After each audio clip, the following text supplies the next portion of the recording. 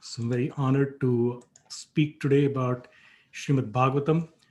Speaking Harikatha purifies the heart of the speaker as well as the heart of the listeners. So the other day, I was listening to a class by a dear friend, senior devotee, and guide of mine, Chaturatma Prabhu from Alachua. He made a point at the start of his Bhagavatam class that struck me. Devotees have this feeling when they give class, especially, or sometimes even when they hear a class, that it should have something earth shaking and some brand new points in it that have never been spoken of or heard before. But he said it doesn't work like that. If we simply repeat the words of great devotees who have spoken on a given topic of Krishna before, then by the grace of Krishna in our heart and the listeners' hearts, fresher and fresher realizations will indeed come because topics about Krishna have no limit or boundary and they are ever fresh. In that spirit, I'll try today to speak some things that I've heard from my Diksha Guru, His Holiness Radhanath Swami, and two of my Shiksha Gurus, His Holiness Niranjan Swami and His Grace Vaisheshika Prabhu. So, in this chapter, we read in prior verses how Vindhyavali, the wife of Bali Maharaj, she came before Vamanadev and prayed for him. She is described in Bhagavatam as a very high class person, as an exalted lady. And then Prahlad Maharaj, the grandfather of Bali Maharaj, appeared. The great devotee Prahlad Maharaj, he appeared and he offered prayers at the lotus feet of Vamanadev, pleading for Bali Maharaj and pleading for the Lord to display mercy to Bali. And now in this verse, Lord Brahma is praying for Bali Maharaj. Krishna is described as an ocean of mercy. We sing this verse frequently, don't we? Hey Krishna Karuna Sindhu, Dina Bandhu Jagatpate. He is the friend of the poor, Dina Bandhu, and he is Karuna Sindhu. He is an ocean of mercy. But the devotees are even more merciful than Krishna. One of my favorite chapters in Srimad Bhagavatam, it's the 25th chapter of Canto 3. It's titled The Glories of Devotional Service. It has a verse in it that describes the qualities of a devotee, and I will read. Titikshava karunikaha suridaha sarvadehinam ajata shatravaha shantaha sadavaha sadhu bhushanaha. The symptoms of a sadhu are that he is tolerant, titikshava, merciful, karunikaha, and friendly to all living entities, surida sarva dehinam. He has no enemies, ajata shatravaha. He is peaceful, shantaha. He abides by the scriptures, sadhavaha, and all his characteristics are sublime, sadhu bhushanaha. So I wanted to narrate the story of a few instances where the devotees of the Lord are shown in scripture how they're even more merciful than the Lord himself. Krishna is ocean of mercy. Krishna, Hey Krishna Karuna Sindhu, but his devotees are even more merciful. So in Chaitanya Leela, we hear of how Lord Chaitanya traveled from Jagannath Puri. He had taken sannyas and he had come to Puri, and he went off on a tour of South India. And he traveled the entire length and breadth. He went down the eastern side to the south of India and then came up from the west side and then came back to Puri. And it took him 6 years. And during this time, he took a personal assistant with him whose name was Kala Krishnadas. He actually wanted to go by himself, but all his associates finally convinced him that you only have two hands. At least in this incarnation, Mahaprabhu only shows two hands. So in one hand you'll be chanting on your mala, and in your other hand you'll be counting. So who will carry your water pot and your change of clothes? So they convinced him to take one assistant with him. And ostensibly the reason that the Lord gave for his travel to South India was that he wanted to go look for his older brother, Vishwarup, who had taken sannyas several years prior and was reputed to be somewhere in South India. But the actual reason was that the Lord wanted to spread his divine love, love for himself, but he was acting in the form of a devotee. He wanted to share that with the people of India. So he traveled all over South India. So Kala Krishna Das, his assistant, he traveled with him and he served the Lord as a very dutiful personal assistant. But along the way, there was a band of gypsies or exotic dacoits, they called Bataharis, that he encountered. And he got very allured by the beautiful exotic women that they had in their group. And so he left the Lord's service and he joined that group of Bataharis. When Lord Chaitanya found out, he immediately, his heart flooded with compassion for this Kal Krishnadas, and he went into the camp of this dacoits and he dragged Kala Krishnadas back with him. The dacoits, when they saw the Lord, they all came to attack him. And Chaitanya Charitamrita describes how, they had weapons of all kinds, axes and swords and knives and so on. And they all attacked the Lord with their weapons upraised. And it's described how these weapons, they actually turned around and fell right back on this band of dacoits and chopped off their limbs, their heads. And so Mahaprabhu dragged Kalakrishna Das back and the dacoits were defeated. After he was rescued, Kalakrishna Das felt very chastened. He realized, my God, what have I done? I was serving the Supreme Lord in a personal capacity. This is a boon that hardly anyone gets. And I was so fortunate and I got allured by these women. Like, what's wrong with me? So he resumed his service as they resumed their travels back to Jagannath Puri. And then when they came back to Jagannath Puri, the Lord spent time with all his devotees because everyone had missed him for all these years. And they were in absolute ecstasy seeing Lord Chaitanya again. And so when Lord Chaitanya was meeting with Sarvabhauma Bhattacharya, Kalakrishna Das was in the background. And Mahaprabhu told Sarvabhauma what had happened with Kalakrishna Das, how he had been lured by the Bhattaharis and he actually rescued them. And he concluded by saying, I have no more service for him. Kalakrishna Das can go wherever he pleases. And then he left. Kalakrishna Das was devastated because he knew he had been banished. And apart from that momentary, or however many days it lasted, apart from that momentary lapse, he was actually very devoted to the Lord and he was extremely attached to the Lord. Who couldn't be? Lord Chaitanya was the supreme, all-attractive Lord, and Kalakrishna Das had spent years serving him in a personal capacity. And so he was devastated with this punishment. He was crying, he fell to the ground. Now the devotees, they heard what had happened and they heard the punishment that the Lord had given to Kalakrishna Das, and they got among themselves to discuss what to do. So Lord Nityananda, Mukunda, Damodar, and Jagdananda Pandit met among themselves and they plotted, how do we keep Kalakrishna Das engaged in his service? So they told Chaitanya Mahaprabhu, nobody in Navadvip in Bengal knows that you're back from your travels, because in those days, obviously there was no internet, there was no email, no phones, nothing, no text messaging. And it took days to travel between Bengal and Puri. So the devotees in Bengal, they were in deep separation. Mother Sachi, the Lord's mother, Advaitacharya Prabhu, Srivas Pandit, and all the other devotees, they were in so much separation. So they told the Lord, these devotees, they don't know that you're back, and they would want to know that you're back. So some of these devotees will want to come to Puri to see you immediately. So we need to send someone from here to inform them. And Chaitanya Mahaprabhu said, yes, that is okay.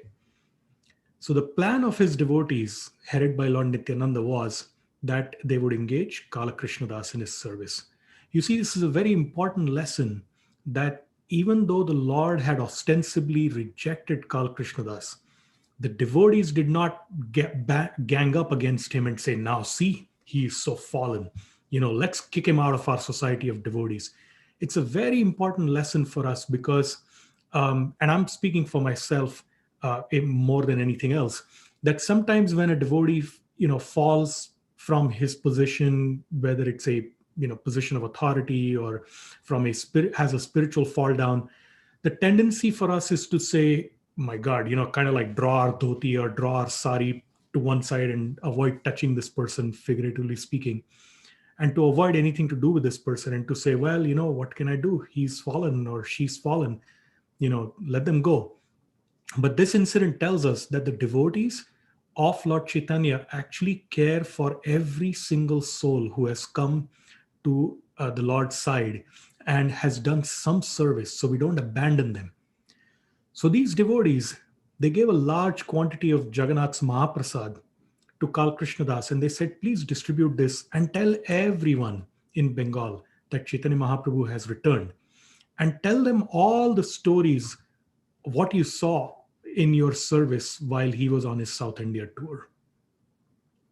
So the devotees sent him on his way, and as we saw, he had some tangible service, and it was a very relishable service because by remembering these stories of Chaitanya Mahaprabhu, he actually was constantly with the Lord.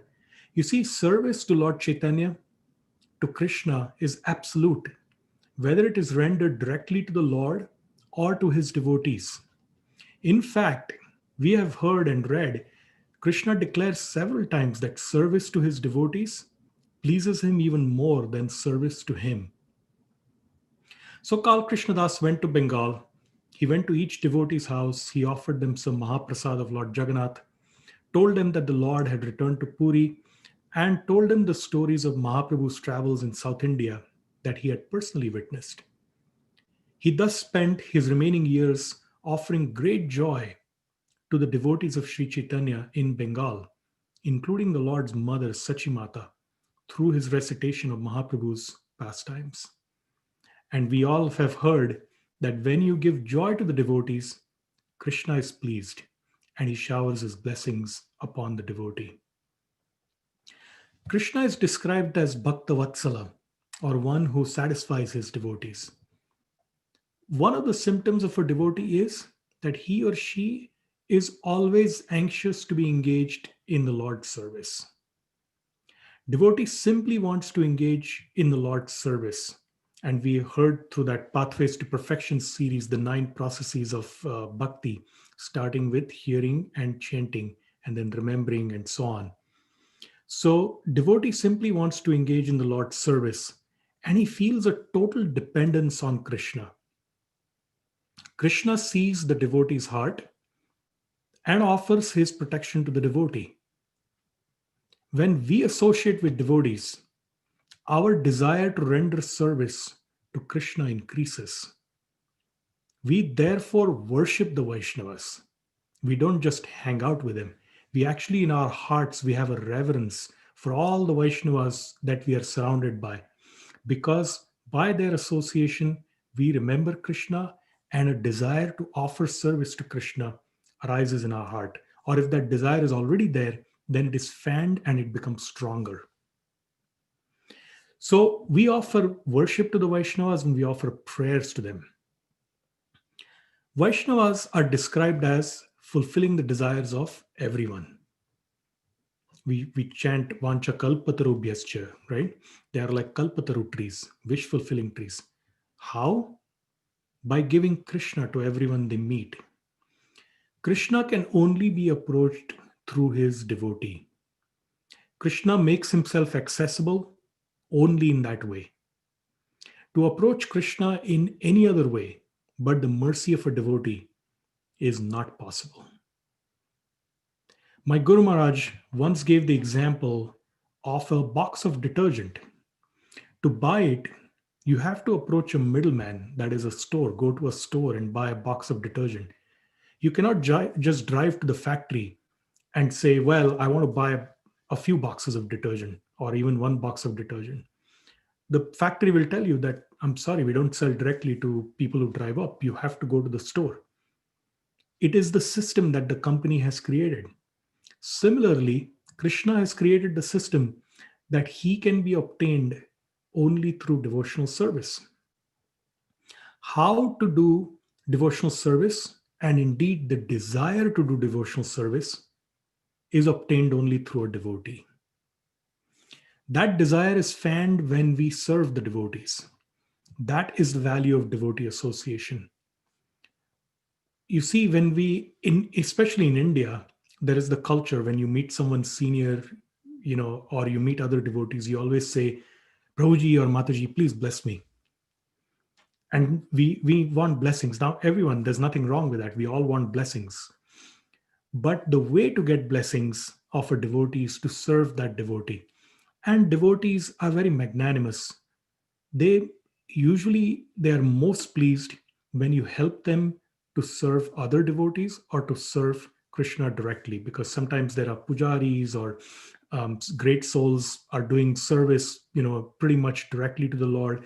And if we assist them, or if we assist these devotees in serving other devotees who are serving the Lord, then we automatically get blessings, because the heart of a Vaishnava is so generous and it's so soft.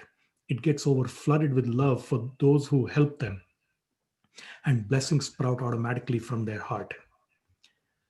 The Lord appears in this world due to the cries of his devotees. We see that in the Lord's pastimes over millions of years. Lord Ram, Lord Krishna, and here in this chapter, or these chapters that we are reading right now, Lord Vamanadev, they all appeared in response to the prayers of their devotees. In more recent times, 500-600 years ago, Advaitacharya, he was crying out for the Lord to appear, because this age of Kali was advancing and no one was interested in devotional service. They were all interested in materialistic pursuits, or at best, the pursuit of impersonal liberation, which is heartbreaking to a devotee, because all these pursuits ultimately are fruitless and they do not lead to complete satisfaction of the self.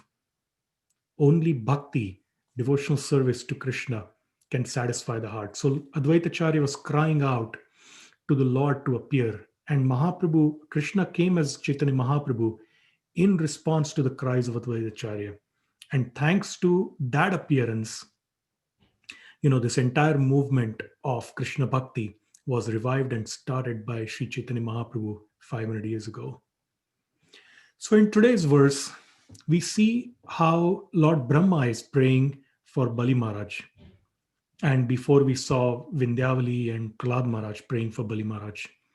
The scriptures ask, who has ever been delivered from the material world and achieved devotional service without the mercy of the Vaishnavas? The shelter of the Vaishnavas is the most important item in bhakti.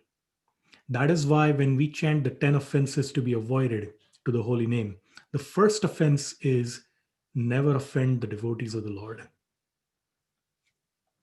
A couple of verses down, and I won't go into details because there'll be classes on that tomorrow and day after. A couple of verses down, Srimad Bhagavatam in this chapter describes how the Lord accepts anything which is offered with love. The bodies that we are in right now, they are temporary. After we depart from our body, it'll be burned or buried, and it'll deteriorate to a small bag of worthless chemicals. Anyone who has attended the cremation of a loved one, afterwards they give you the ashes, and it's a small pot that they give you. This entire body on which we spend our whole lifetime obsessing about how we look, feeding it. Of course, it is essential to maintain it. But, many people, or most people in this age of Kali, they only think about how to maintain the body and anything in relation to the body. So my family, my house, my country, my job, my this, my that, anything that is connected to this body of bag and bones and blood and pus. But a Shastra says that though this body is temporary, this body is very significant. If you use it correctly, you can get the best thing. And what is the best thing? It's eternal loving service to Sri Krishna. In the ninth chapter of 11th canto, Krishna continues his narration of the Avaduta Brahman's teachings to Maharaj Yadu, the son of Yayati. And Krishna is narrating this to his beloved devotee Uddhava. So I will read a couple of verses from there, the English, which are very relevant to what we are discussing today. Text 28. So this is for anyone who is taking notes. 11th canto, 9th chapter, verses 28 and 29. So let me go there. Yeah. Verse 28. The Supreme Personality of Godhead, expanding his own potency, Maya Shakti, created innumerable species of life to house the conditioned souls. Yet, by creating the forms of trees, reptiles, animals, birds, snakes, and so on, the Lord was not satisfied within his heart. Then he created human life, which offers the conditioned soul sufficient intelligence to perceive the absolute truth, and became pleased. Text 29. After many, many births and deaths, one achieves the rare human form of life, which, although temporary, affords one the opportunity to attain the highest perfection. Thus, a sober human being should quickly endeavor for the ultimate perfection of life as long as his body, which is always subject to death, has not fallen down and died. After all, sense gratification is available even in the most abominable species of life, whereas Krishna consciousness is possible only for a human being. So let me click out of that.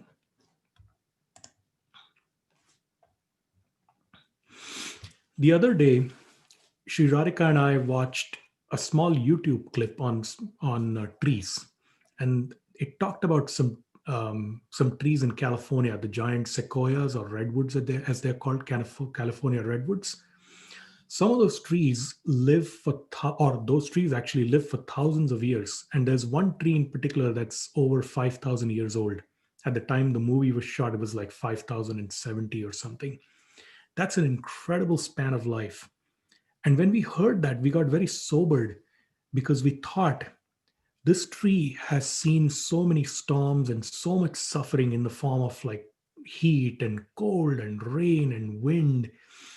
And after thousands of years, in a form of life which has the lowest form of consciousness in one sense, where the consciousness is really suppressed, it'll probably go into some other lower species of life and then gradually evolve into higher and higher species of life.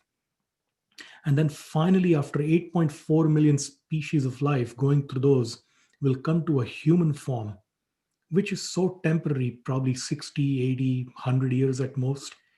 And if the human being in that form of life, which has been attained after millions of lives, millions of years, then turns his face away from God or does not care to pursue any form of devotional service, then he or she goes back into the cycle of evolution through those 8.4 million species of life again, till again he or she comes back to a human form of life. When again they have a chance, the only form of life in the material world where there is a chance to ask the right questions and meet a devotee of the Lord, through whom we can then be introduced to Krishna and to devotional service, is this human form of life. So this life, and I'm preaching to myself, this life is not to be taken lightly or cheaply. We have this tendency to think, I have so many more years. I'm only 25. I'm only 30. I'm only 50. Maya Devi has such a strong exertion of hold on us that no matter where we are, we think we have a lot more time. So we might be very young, or we might even be old, and we might think, I still have time. Let me, these two or three things, if I can achieve, whether it's an academic pursuit or some scientific pursuit or a corporate job, if I only became the CEO, I'll pursue bhakti as soon as, and I'll use that job for, devotional service. But if I could only do that, I'll spend the next 25 years like day and night just thinking about that. But we have no guarantees because, and COVID-19 has shown us that life can be wiped out even at the age of 30.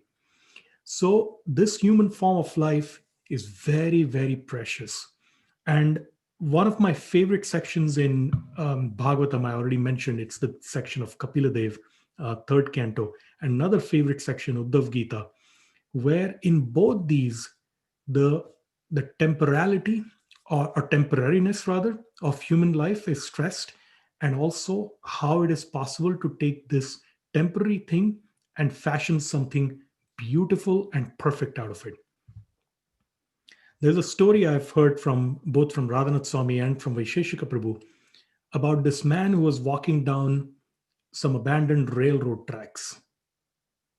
He had no job, no aim in life. It was a very hard day. He found a dried up gourd along the way, like a round squash. It was hollow inside, it was completely dry. He picked it up and he carried it with him.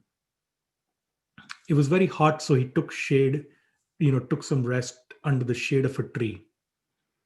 And there he found a discarded piece of string, and he picked that up also.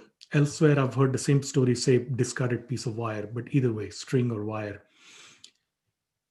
As he sat under the tree to get some rest, he looked around and he saw there was a discarded stick, like a very nicely shaped old stick that was lying on the ground.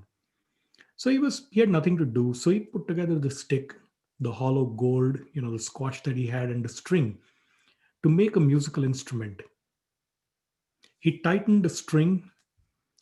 It made a beautiful sound. And then he began to sing.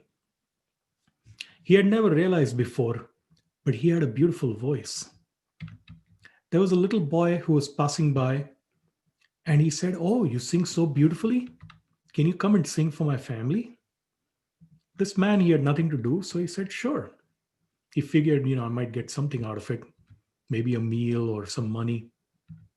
And so he went with the little boy and he sang for the pleasure of the family.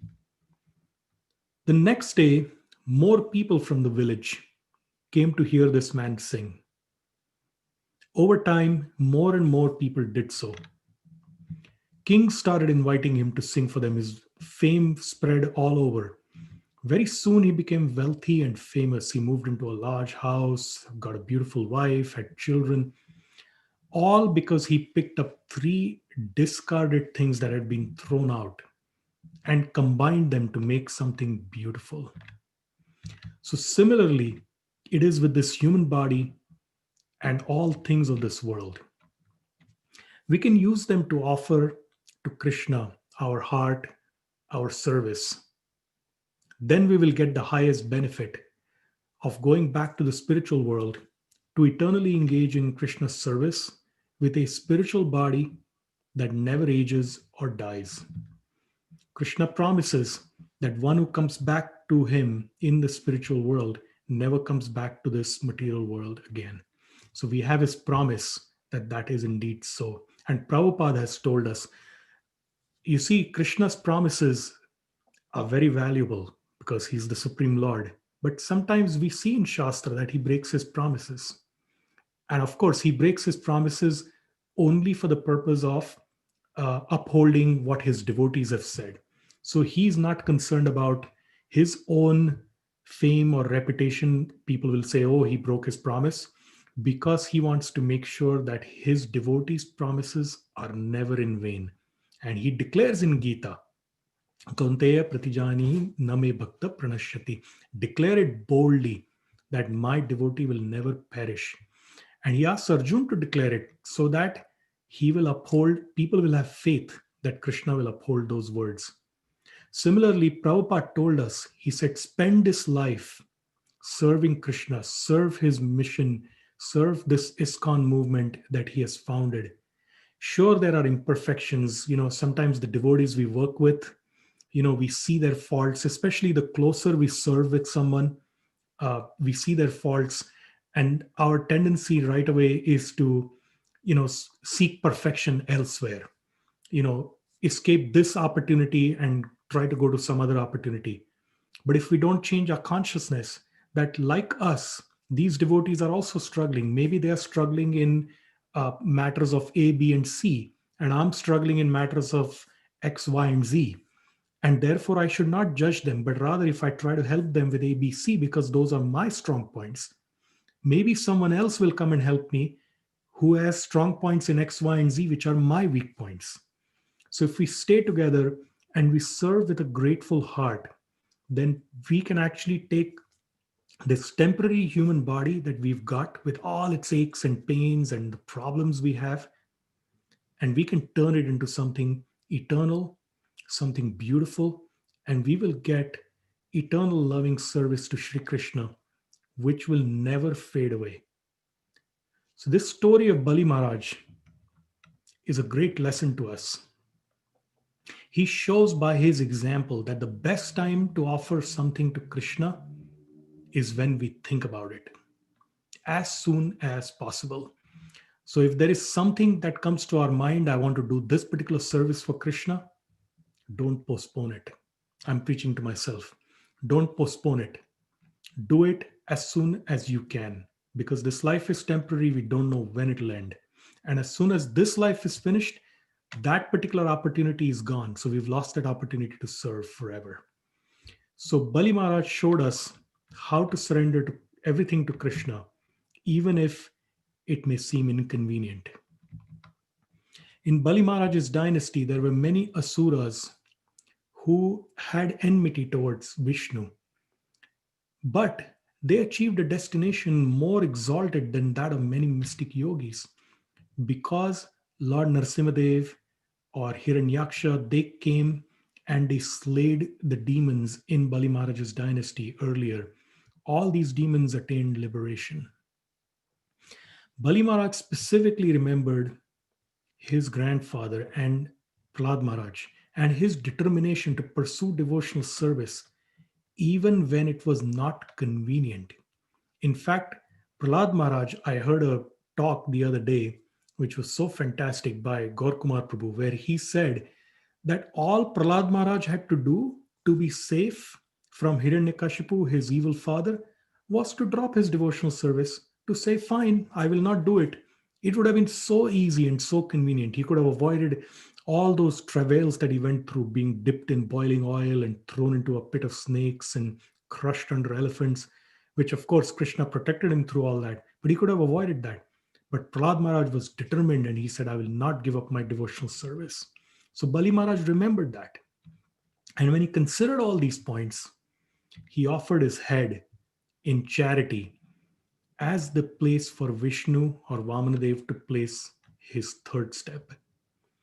And Bali Maharaj considered also how great personalities had given up their family relationships and material possessions simply to satisfy the Supreme Lord, and how they have sometimes sacrificed even their lives for the satisfaction of the Lord just to become his dear personal servants.